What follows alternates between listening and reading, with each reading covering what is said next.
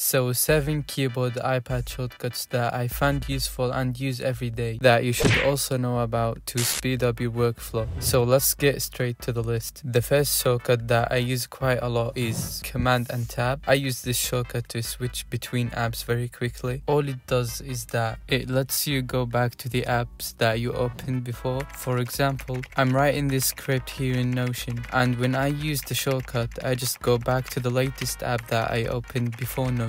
And in this case it is Affinity Photo, and when I use the shortcut again in Affinity Photo, it just goes back to Notion because it was the latest app that I used before Affinity, and you get the idea. The second shortcut that I use quite a lot is the World key with slash to open slide over, and I know you can simply swipe from the right on the screen to get slide over, but it is more efficient to use the keyboard shortcut if you are already using the keyboard. Another two shortcuts that I use quite often are Command Shift with either 3 to take a screenshot or 4 to take a screenshot and then go straight away to the editing window. And then the shortcuts number 4 and 5 are also very similar. You simply press the World key with N to get the notification center, or the World key with C to get to the control center. I also use these quite often. And number 6 is typing shortcuts in general. If you are not familiar, you can use Option with Delete to delete an entire word, or Command with Delete to delete a whole line of text, and Command with the letter A to select an entire paragraph. These are also very useful and make working with text much more easier and more efficient. And last but not least, this is a very important shortcut that I use, which is holding Command to see all the shortcuts that are possible in the app I'm using right now. And if you press and hold the World key, you will have a list of all the multitasking shortcuts that are available. I made a simple picture for you guys that has all the shortcuts that I mentioned in this video, so I really suggest you take a screenshot of this so you can come back to it in case you forget any of the shortcuts. I'm sure there is a lot more you can use, but these are the ones that I actually use quite often, and I suggest you just try out different shortcuts to see what works best for you. Let me know in the comments of any shortcuts you use. And yeah, I hope this video was useful, and thank you for watching. Peace.